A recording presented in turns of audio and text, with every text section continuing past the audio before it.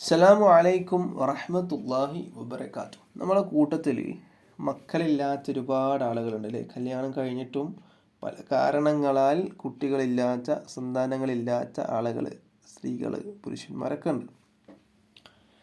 അപ്പോൾ നമുക്ക് മക്കളുണ്ടാകും, ഒരു സ്വപ്നം കണ്ടാൽ അതിൻ്റെ വ്യാഖ്യാനമായിട്ട് പറഞ്ഞതാണ് നമുക്ക് മക്കളുണ്ടാകും എന്നുള്ളത്. തികച്ചും സന്തോഷം വരുന്നൊരു കാര്യം തന്നെയാണത് അല്ലേ? അപ്പം എന്തായിരിക്കും അതിൻ്റെ സ്വപ്നം എന്തായിരിക്കും? ഏത് സ്വപ്നം കണ്ടാലാണ് ഇങ്ങനെ മക്കളുണ്ടാവുക എന്നുള്ളതാണ് ഇന്നിവിടെ സംസാരിക്കാൻ വേണ്ടി പോകുന്നത്. ഉറുമ്പിൻ കൂട്ടത്തെ സ്വപ്നം കണ്ടാൽ എന്തായിരിക്കും അതിൻ്റെ വ്യാഖ്യാനം? മഹാനായ മുഹമ്മദ് ബിൻ സിരീൻ എന്നവർ അവിടുത്തെ ഒരു കിതാബിൽ 232 പേജിൽ പറയുന്നുണ്ട്.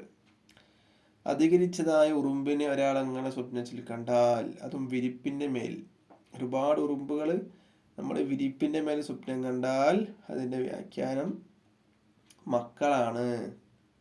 ഇപ്പോൾ പ്രത്യേകിച്ച് മക്കളില്ലാത്ത ആളുകളാണ് ഇങ്ങനെ സ്വപ്നം കണ്ടാൽ അതിൻ്റെ വ്യാഖ്യാനം അദ്ദേഹത്തിന് മക്കളുണ്ടാകും. ഇനി മക്കളുള്ള ആളുകൾ തന്നെയാണ് ഈ സ്വപ്നം കാണുന്നതെങ്കിലോ ഇനിയും അദ്ദേഹത്തിന് അവർക്ക് എന്താ ഉണ്ടാകും? മക്കളുണ്ടാകും എന്നുള്ളതാണ്.